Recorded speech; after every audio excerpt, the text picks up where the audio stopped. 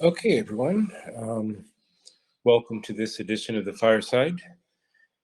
Today's topic is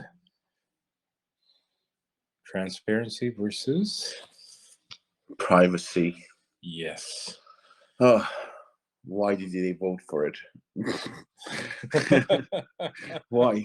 Who even came up with this idea? But well, you do what you got to do. Uh, so, Chen, what are we going to talk about today? Well, I mean, it's pretty obvious here, but I'll give you the chance to go for the opening statement. um, yeah, guys, thank you once again for joining our casual talks here. Today's theme is transparency versus privacy of data or identity, to be exact, because, well, that's what concerns us the most. And today we're going to talk about, first of all, the usability issues. Well, because talking about data markets of privacy versus transparency, we've done it many times before. Then we'll probably talk about the stances of various individuals in a world where some of them are transparent and some of them are private. And we talk about the advantages and disadvantages of both stances on the matter, right? Mm-hmm. So, well, Shannon, let me start by asking you a question here. How many times in a day do you utilize biometrics for anything? I mean, currently, uh, probably the only thing that I utilize it for is logging in my iPhone or my um, MacBook Air here. Mhm. Well, basically, the framework that you're referring to basically says that Apple ID stays on your device and does not leave it in any way, right? Well, according to Apple, right? According to Apple, yes. Right. But I mean, people have like various different like opinions about the transparency of identities nowadays. So, what is your stance about it? Like about your identity in the web? Well, I mean, I guess it goes. Let me put it this way. I would rather be selective of what information I give out or not. Yes, I am one of those fools who was on Facebook for the longest time. But the moments that I put there, I try to be selective and I try to keep all data concerning time, place, and whatever out of the photographs. But other than that, honestly speaking, going back, I don't like using credit cards because it gives out too much information about where I am, where I'm going. But speaking about the privacy of your identity, Shannon O'Higgins, right?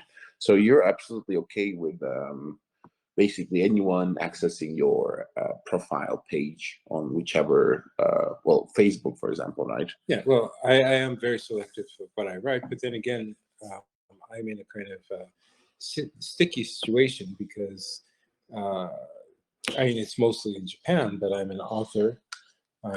As a radio host, I was on TV, pretty, public figure in that sense. I mean, you Google my name in Japanese, and you'll find a Wikipedia page on me. So there's really not much that I can hide. Well, from the very beginning, right? You was in your understanding that you're going to live in this world with a transparent identity. Yes, right? in that sense, yes. Because well, of the work that you've been conducting all this time. Mm-hmm. Now, why would anybody want their identity to be private if they're not malicious actors? It's very simple. You don't want to be used, abused, and farmed. Well, well, yes, talking about the transparency of your data, right? Yes. But actually, what is more important to a company trying to harness all its ad making potential, your identity or your data? Basically, do I have to know who you are if I want to sell you some, I don't know, washing machines? No, you just need my data. Right.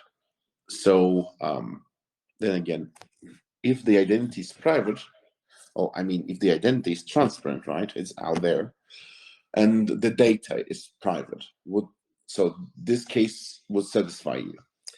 Most likely, yes. At least me, yes. Hmm. Well, I see that we've been joined by a lot of Humanode core founders today, and one of them being Rafa, renowned cryptographer. Rafa, I'm interested about your stance about your identity on the web. Uh, how do you see yourself? Like, do you care about your privacy at all?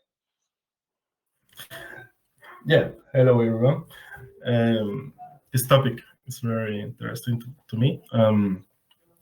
I think that my identity online, I would prefer to keep it private because I often tell my friend that you don't go to the street naked and leaving your identity on the internet. Uh, without taking care of it. It's like going naked to the internet. So it's not like you are doing some malicious activity, but it is important to keep your stuff private. That's my point of view. And so, Rafa, let me ask you this question. So, would you be okay if your basically identity kept private, you know, encrypted in the proper way, data that you're making is trans? Would that satisfy you? If there is the warranty that my identity is it's being kept private, then yes, that will be okay for me. So, sharing like your metadata to some companies without them knowing who you are would be okay. Well, you know that with this metadata, it's also you can also create a profile that approach to the identity itself. So that will depend of which metadata or what kind of information the company mm, will take from you. But essentially, in my private life, I don't share. I usually don't share my identity in any device. So not my biometric or any other stuff that relates to me. But uh, of course, always there is some kind of data that is always being collected by companies. But if you want to use the services, you need to agree with it. Yeah, that's for sure. Mhm. Of usability that we're going to discuss later. Thank you very much, Raf, for your answer. It's quite an interesting stance for a cryptographer, you know. Um, in people's mind, cypherpunks are like, "Oh no, don't take my data. No, don't take my privacy away from me." Now, what am I even doing here in Telegram chat with my name written right near my account? So, yeah, interesting stuff. Thank you. Well, what about you? Well, I have a different position on this regard. So who does I'm a really bad user in terms that I don't buy stuff. Like I almost don't buy it, and ads don't work on me. And well, why would you need my personal data? Why would you need it? Like if you're not needed, to anybody at all, right? Because you're not a terrorist or something, and you're not really buying anything. So the data that you're creating, social accounts, is because, well, I don't give a damn about them, and that's probably it. But well, I don't think that in this world, surrounded by this many devices, if you are, well, if you're wanted by somebody, well, that's the case. But it will also be interesting to ask Dmitry here about his position. So, Dmitry, what is more important to you, the privacy of your identity or the privacy of your data? Hi everyone. I guess to me it's more important to have a great trade-off between privacy and transparency, because yeah, of course, I can be crazy about my private data. I can encrypt all my passwords, all my biometric data, but in this case, I guess it will be difficult to live in our digital world, because like we need to authenticate always, like we need to get access to different our accounts, different applications. But anyway, we also can't forget about privacy, because yeah, in case my biometric data will be stolen, as you can see from our video, it's a great movie. I agree with the goal of this movie, that so we can have a cycle. My data can be used by other different people, and even from law points, it will be difficult to prove it's not me. I don't did some bad actions. So, so it's in short, it's a good trade-off between privacy and biometric, and I'm looking this balance. And really, I believe that using Humanode, it really can help to use digital world in our real world, and bring some guarantee in terms of data privacy and security.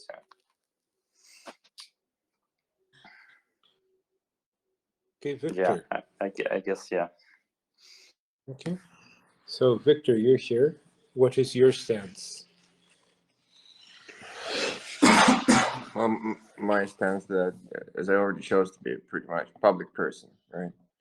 I don't care that, people take the data about me. I just care about the safety of my passports and of the methods of authentication.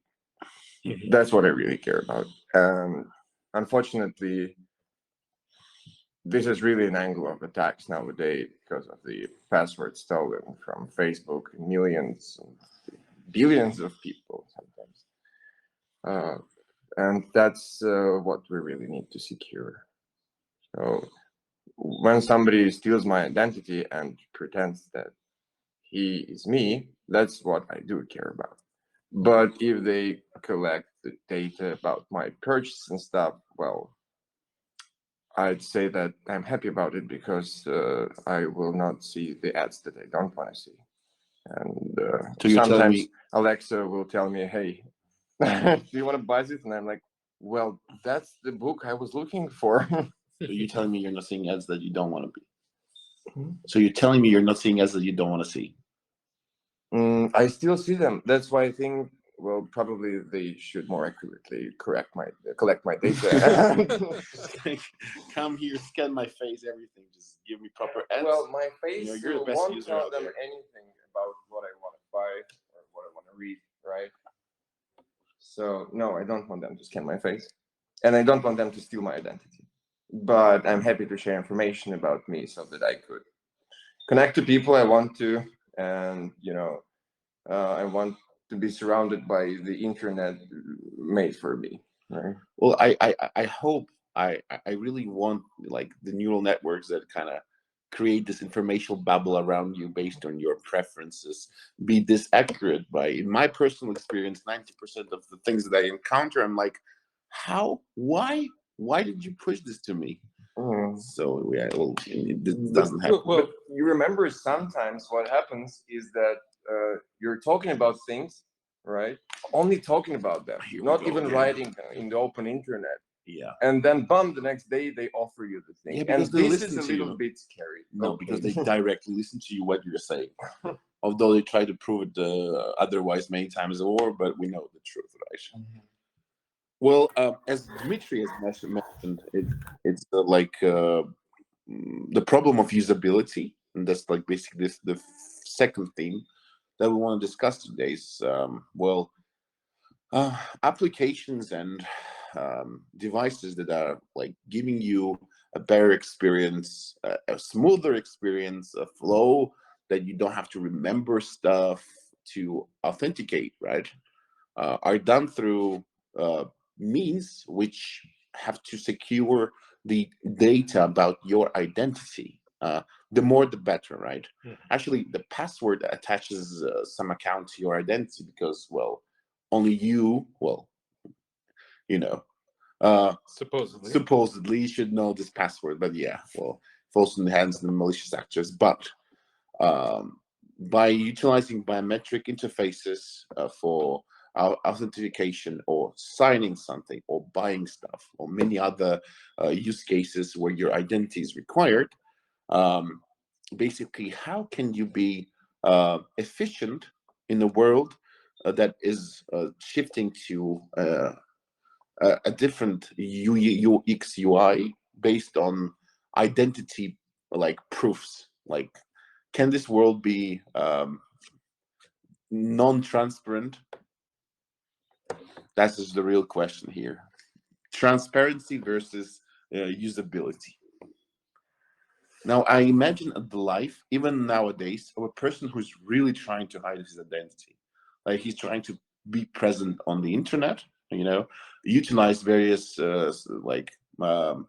things out there in the open web and try to maintain private. It's a pain in the ass, probably, starting from the encrypted device hardware infrastructure that he has to build around the spots where he accesses the web, to using services that don't collect data, which are not made by multi-billionaire companies, and well, they suck in their UX UI. I mean, not in terms of the technology. So I'm wondering if someone from our team utilizes services that does not collect data on a daily basis. For example, like Keybase, right? Or people using Telegram think that it's private, but it's not. So do you use any service like this, Shannon? Online service? Probably not. I mean, the most well, if we're not talking online devices, I mean, the things that I use daily that do not collect my personal data are my books and my notebooks. Those are not services, right? Exactly. Well, This is hardware.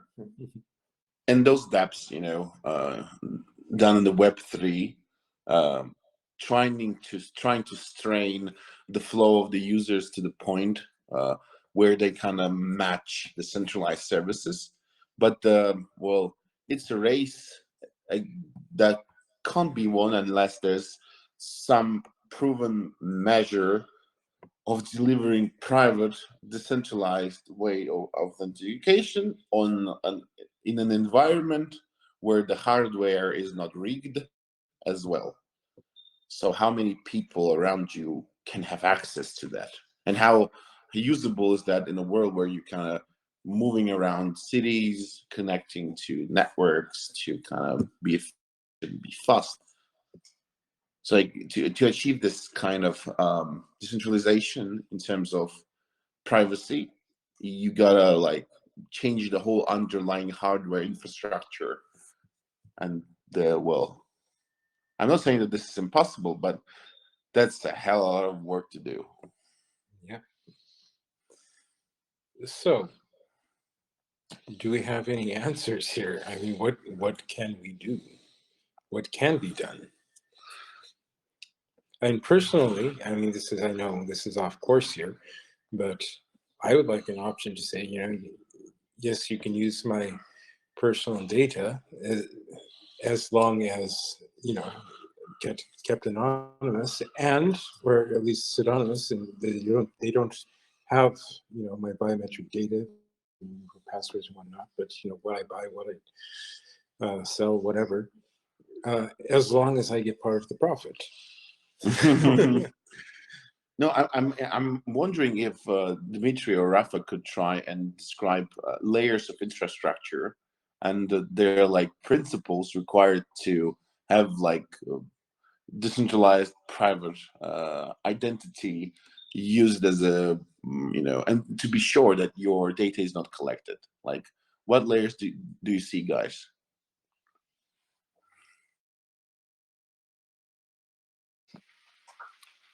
What do you mean in terms of layers?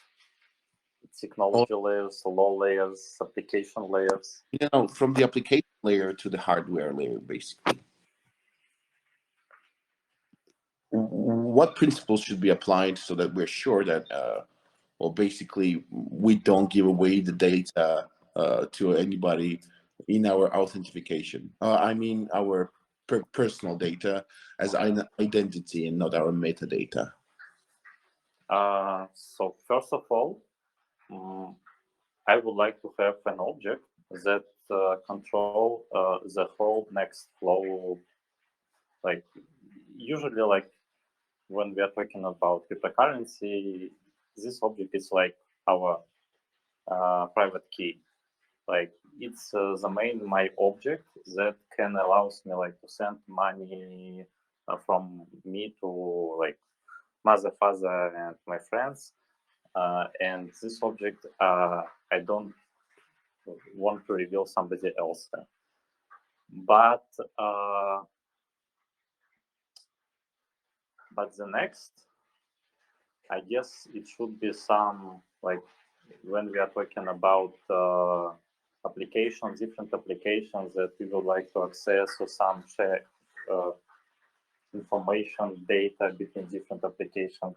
I guess we need to have some protocol, like consensus, I don't know, in which like there will be a trust, in some terms trusted party that can do some actions. I don't know, maybe difficult my explanation, but the main point is one object to make control, but some at the next level to make easy the general our life in digital world. Some protocols that will allow like to give access rights to another parties, something like that. And do you think like the modern router and internet infrastructure, I mean the hardware, is private enough? Because you see, like, yeah. It's also a difficult question because, as you see, there are a lot of different hardware, but as we can see, like there are also a difference between them. For example, we can't like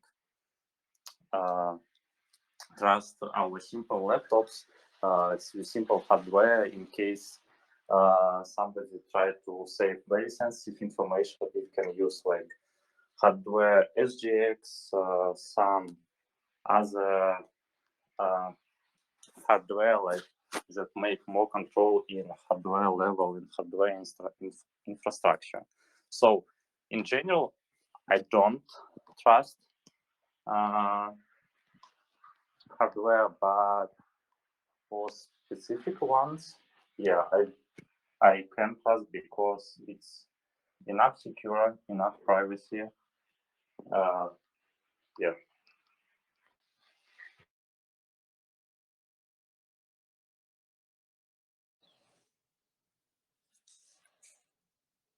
Rafa, what about you? Do you have any thoughts here? Yeah, I was thinking that in terms of hardware, it's always some data that can be collected to in somehow make a profile of the user. With enough information, then you can approach enough to the real users. So it is always difficult to think about any hardware device that keep you completely private. So as far as I understand, but in terms of layers for keeping your data private, um, I think that and that's I don't want to get to what Humanode offer right now, but in general, I think that the decentralization is a good layer, if you want to call it that way, to keep the privacy, because there is not a single instance or company or entity that keeps your data. If you decentralize the information and don't share the actual information, but the proof of the information you have, then you can keep the privacy. And that's really interesting for me. Like one layer that helps you to keep your data private.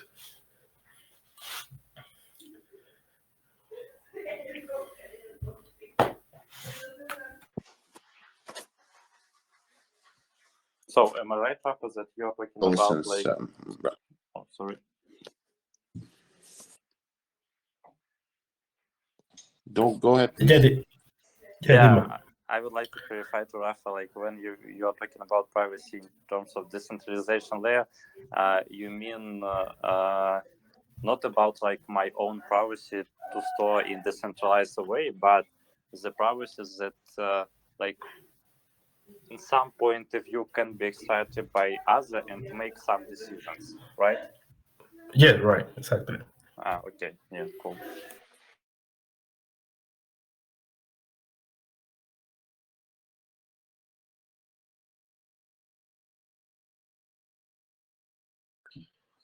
Okay.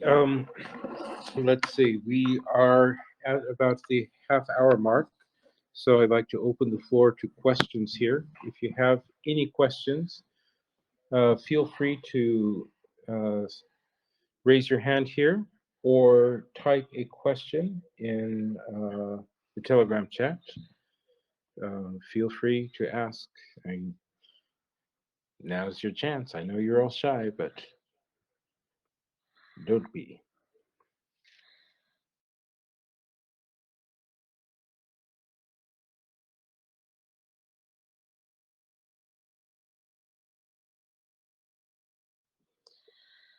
Oh, since there's no questions, Yeah, we might as well continue. yes. Then, basically, it would be interesting to talk about various advantages and disadvantages, of people who are transparent and trying to keep private on the web, right?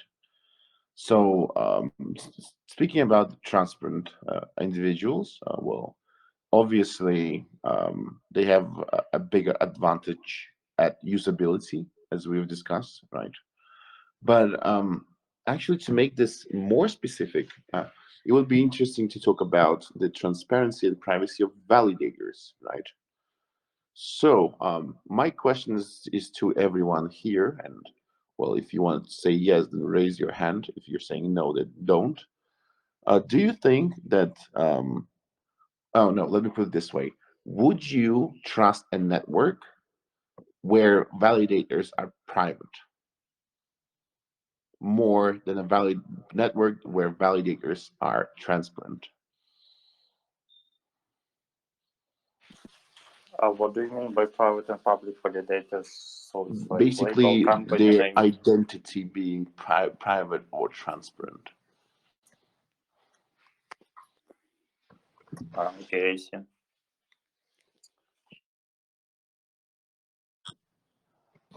Well, as I can see here, nobody would trust the network where validators are private over the network where they are transparent, right? But Yeah, absolutely. obviously, right? But you see, we are aiming here at Humanode to make sure that validators can remain private, whether they, well, if they want to, right? So my question is more to the team. Why do you think we should follow this principle if the people would rather trust a transparent validator set uh, rather than a private validator Well, set? I think it comes down to if you can be held accountable or not. So, I mean, if you're talking about, private, I mean, we might not know your real name, we might not know your birthday, but if we can hold you accountable, then that is something. If we cannot hold you accountable, then why trust? So, I think the whole issue of accountability is something that comes here. Well, in terms of Humanode, for those who haven't read the white paper, and I hope that everyone here did, well, basically, the only way the network is going to hold anyone accountable is through biometric blacklisting, right? So if the network catches a malicious actor, you basically get banned on the biometric level, like you're not able to sign anything for a period of time based on the well level of your perpetration, right? And in this regard, it doesn't really, it's not really necessary to know who you are. Just know that your like biological traits are banned and you're losing something, right? So you're held accountable regardless of being transparent or not. Mhm. Well, From my point of view, it comes down to the principle of inclusion, meaning that we can't cut out people, who want to stay private from becoming part of our network, because we know that in many cases these people really worth it, and our network won't be as strong without their help, and they won't be part of the network which says, hey, you have to disclose everything about you until you join us. okay, then I have another question for our listeners here. It's pretty simple. So, guys, what do you like? Like I've just described how people are held responsible for their malicious actions in the network, right? So, what do you think the network should like? How should the network blacklist those people who try to modify the state of the blockchain or push in the transaction that does not exist? Should the ban be like uh, infinite, or it should be for a limited amount of time? What is your opinions on this? I'm just interested in hearing this. Or like you can write your opinions in the chat. So if somebody tries to modify the state of the blockchain and the network catches him, for how long should the network ban him? Because you see, if someone is banned for like a week or a month or for many years, then well, uh, there's nothing that founders or anybody can do about it. We cannot unban people. I see that Silas has an opinion to share. Yes, so Silas, you are allowed to speak.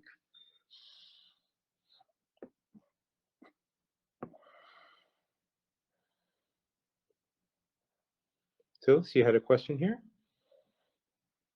or an opinion? I double mute. Sorry, like I was using. I didn't know that I need to unmute myself again. Okay, sorry. Oh, so the thoughts on that, like the system. If I think personally that if it was modified and proposed, and the malicious act was done yeah, with some reasons to have like claims on something to steal the information to get a reward, etc., etc., the person should be banned for like eternity. Yeah, and the system that gives you a biometrical possibility to ban it, it would be pretty great because we all know that there are dozens of other ways to reroll. The people have, can use multiple accounts. They have bots, etc., etc., so they can fake their IDs and go out from the ban and make the same deeds once more again. They can investigate the system with if they are banned, they have no access. It's much more harder to inflict a second attack or something like that to find a break in the system. But from another side, if it's in the testing of the network and it was allowed and like the people are willing to play in a testnet, then it's okay. Why to ban? They will show you a possibility or where it could be broken or something like that before it goes on the mainnet. That's the thoughts. Thanks. Thank you for sharing your opinions to us. And actually continuing this conversation about the way Humanode punishes bad people, there's also an ongoing debate, inside the Humanode ecosystem about being able to unban somebody using the DAO vote, right? So my question to the community is: should we form a system that way that somebody's identity can be unbanned based on a democratic vote of the DAO? What do you think about this? May you have us speak about this also? Go ahead. Okay. Referring to the things that I heard previously, we are here gathered to have a possibility to everyone have a vote here around, and that the person is unique, and there will be a state that we don't have a possibility to like one person to collect a big amount of votes to manipulate the voting. Yeah, Yep. from my point of view, if a person is banned and if he, her, or etc.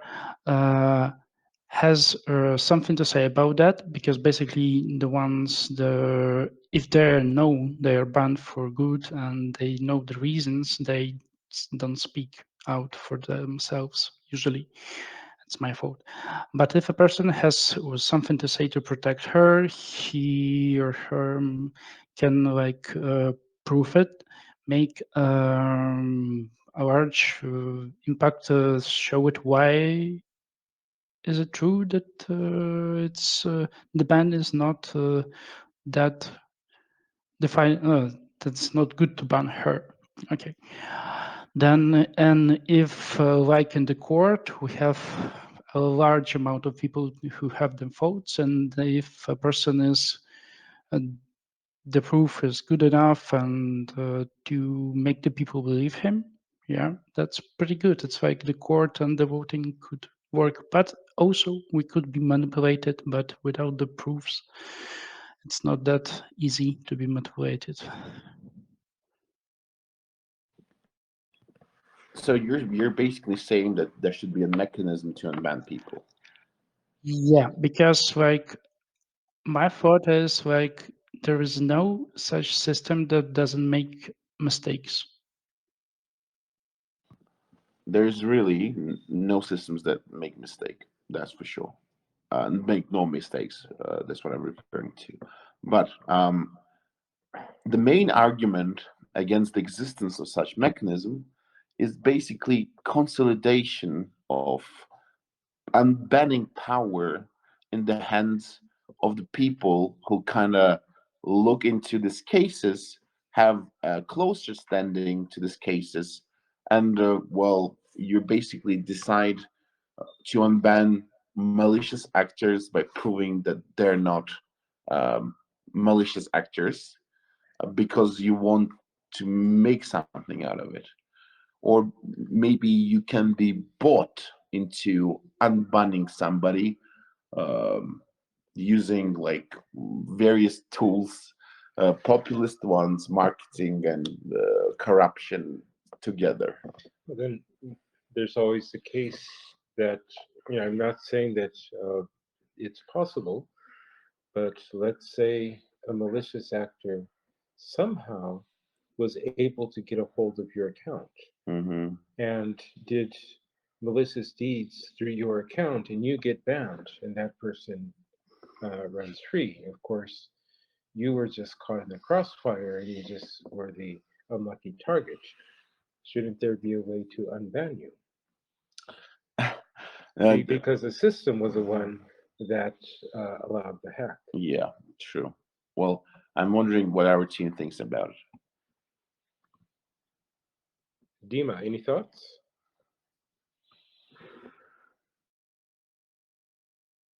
Um, at some point of view, I agree with Silas.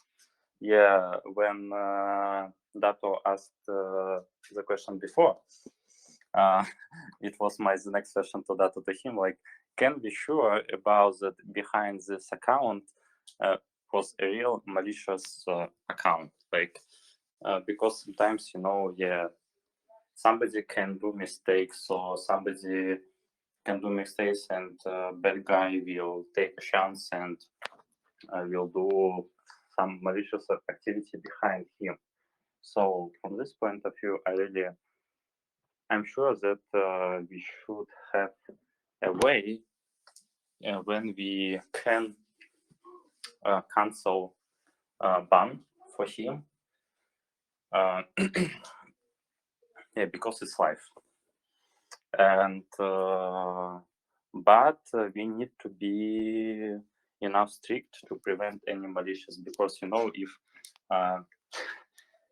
we are all human, and as our life shows, in case we have even one chance to do something bad, we will do, because we will try and like to take a chance and keep it secret or not. So mostly I agree with Silas, but that's that I wanted to say maybe in my work. Thanks.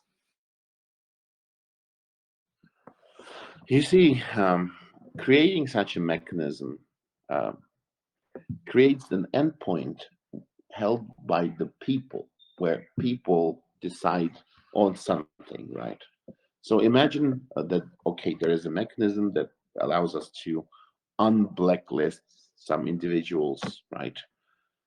It means that according to the structure of the DAO of the vortex that we have right now, it goes this way, right? So there's a proposal pool for proposal. So unbanning somebody is the type of proposal that people can make. Unban this person because he was blacklisted by mistake. So first, he has to get attention of 20% of the voting validators that are being actively to kind of get out from the proposal pool to the vortex.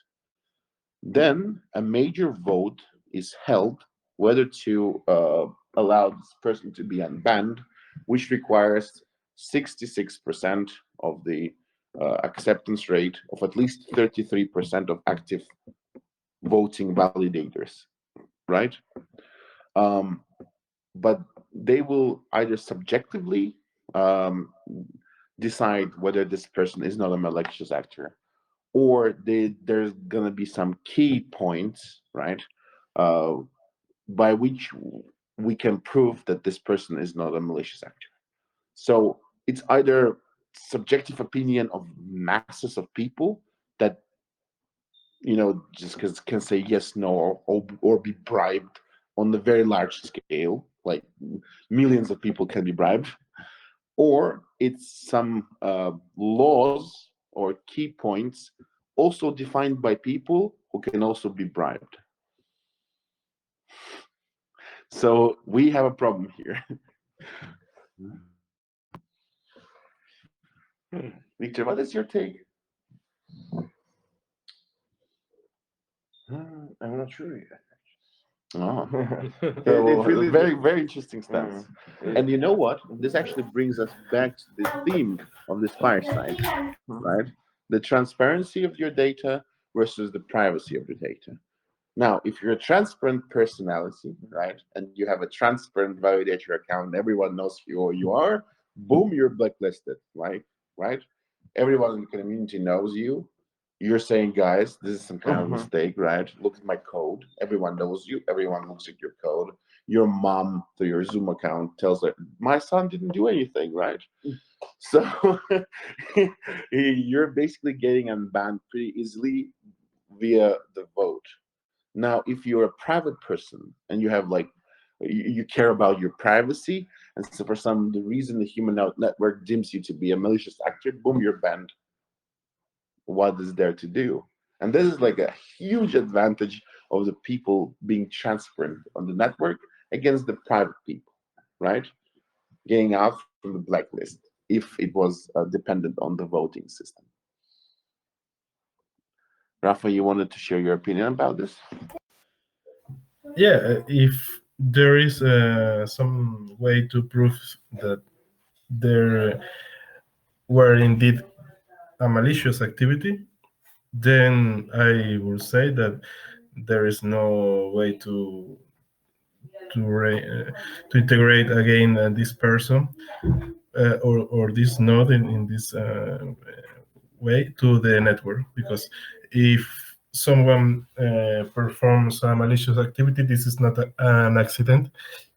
This was with some intentionality. And if the system is or the community is able to prove that indeed the person performed malicious activity, then I will say that it should be banned indefinitely. And I don't know. This is for me. This is not a question about whether the community should vote if the activity was proven for this person. But that's my opinion. So to throw a wrench in that, if, let's say, Rafa, if your account was somehow, although we're doing everything to make sure that's not possible, but if somebody finds a flaw in the code and is able to use your account without your knowledge to do malicious activities or to tag your biometrics to these malicious activities, and you get banned for it, should there be a way for you to be unbanned once a malicious actor is caught, or once the fact that this malicious activity is going on without your knowledge? Yeah, again, proof. If that happens to me, I should be able to prove that my account was taken by some person, and if I can do that, then yes, you're right. But how can I prove that my account was stolen or somehow someone performed malicious activity using my account? That's something that to think about. Yeah, really, Sharon is talking about a very concrete situation when the failure was in the system itself, right? In the code, and not Yeah. the failure of the node runner himself That's to correct. protect Yes. his data, right? Mhm. And anyway, we have to look into each angle of attack to determine, hey, uh, can this be, well, ambiguous or not? Or this is really an attack and, well, it it wasn't, it was the fault of the person. Yeah. So we have just to list all the attacks possible, right? Because if it's the case Shannon's talking about, well, that's the failure of the system, and people shouldn't suffer because of it, right? Yeah, right. But the thing is, the thing that you're talking about are very ambiguous because there can be proof that someone I can like put some evidence that you're a malicious actor, and you won't be able to prove whether you did it or somebody else did it.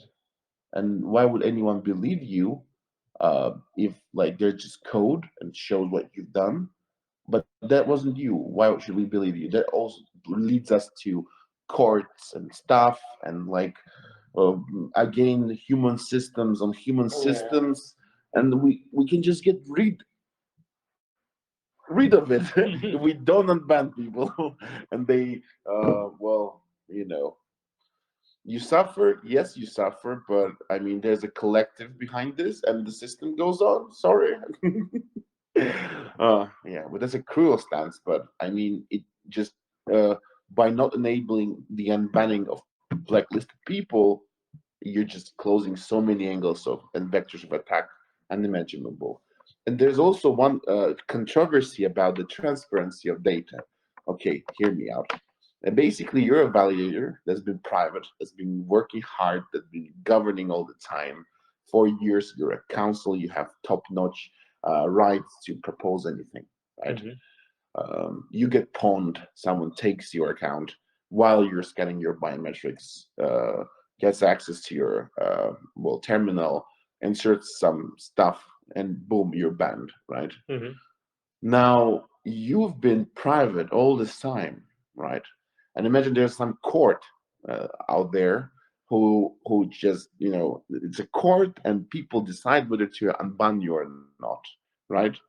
It means that I can to learn who you are is a necessity because we have to like estimate you somehow. Like we have to understand what kind of person you are, what history you had with the network, what did you do.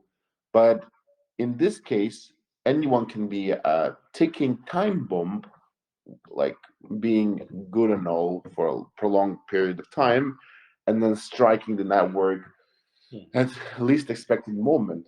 And this can be used just to justify taking your privacy away from you because oh, you got blacklisted, you want to get back to me, show me your face. A lot of controversies rise up, a lot of angles of attack because you can unblock people using human opinions and human based structures. Yes. So basically, yes, this is an ongoing debate that will continue for some time. Not just here, but hopefully in many forms as we move towards mainnet. We have 5 more minutes here, so I'd like to open the floor um, once again to anybody who has any questions. If you do have questions, do raise your hand. It doesn't have to be about today's topic. It could be uh, about anything. I could be talking about the video that was released. Um, Yeah, guys, if you have any questions, just go ahead. Testnet, mainnet. One more. When moon? No, no, stop. No, not when moon. Just kidding. Not 2 weeks. Mhm.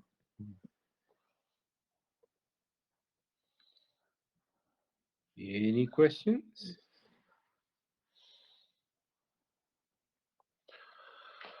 Well, there's this question from Andre.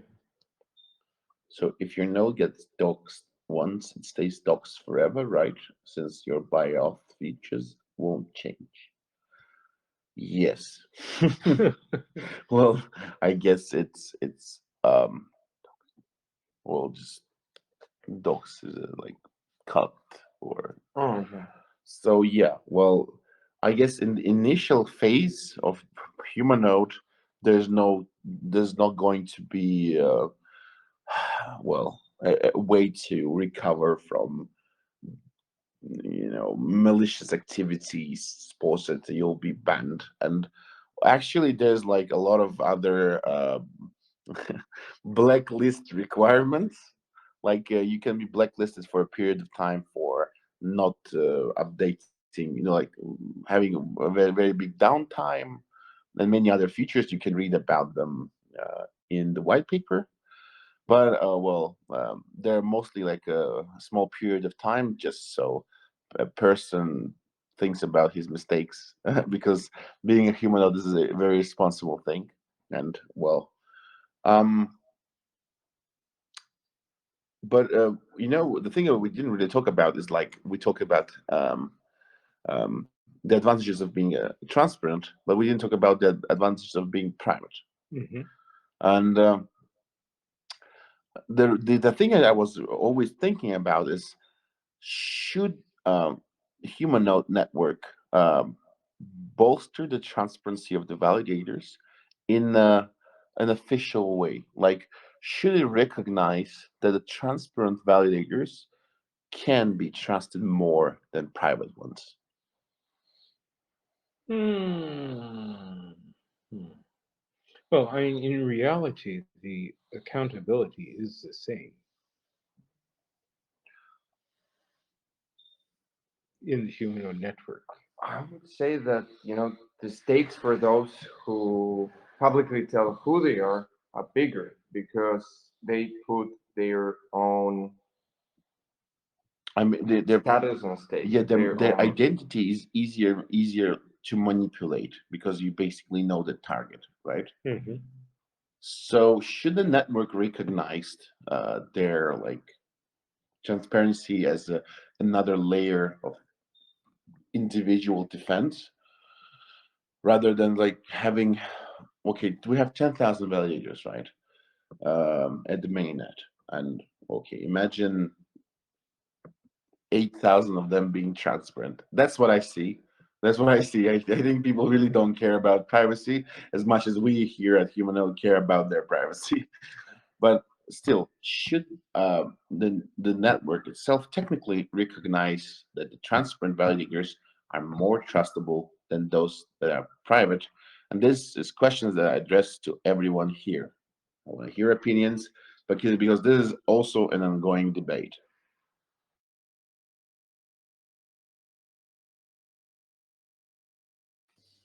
I agree with Victor because in case transparent validator, in my mind, it means your face is on the game, as there are more responsibility, and yeah, it should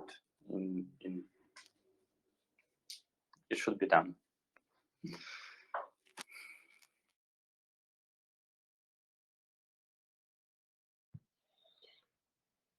Silas, do you have any thoughts?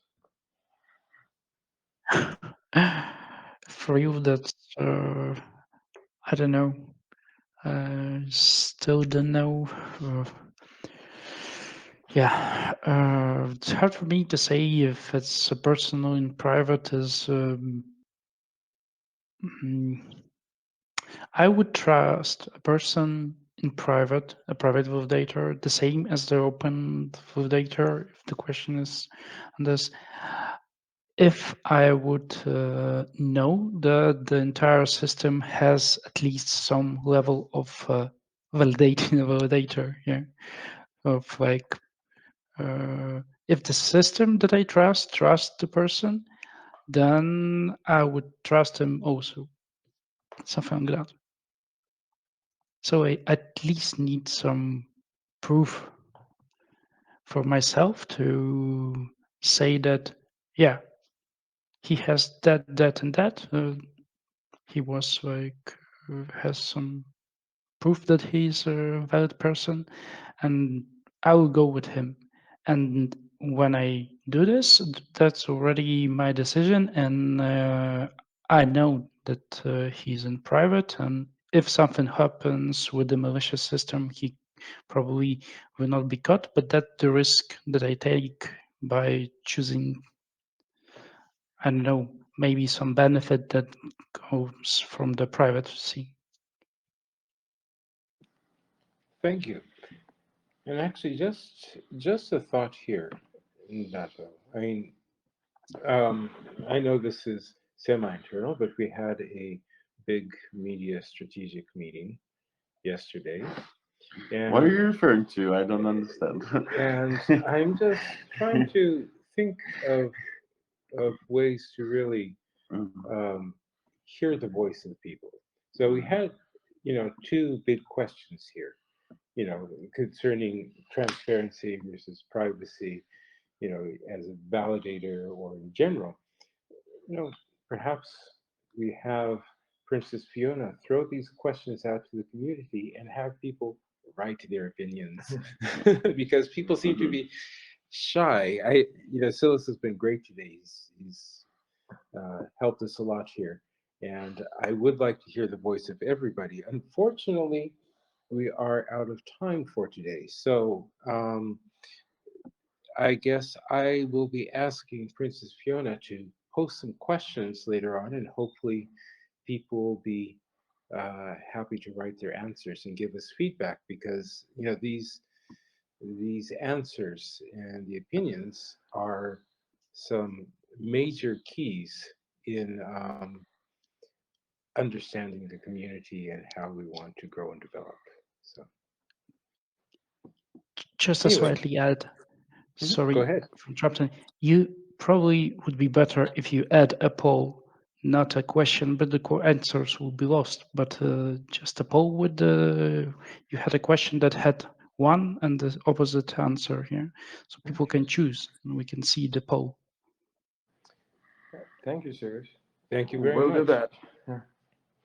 Yep, and our time has come for today. We will be back again in 2 weeks' time, Hopefully from another place.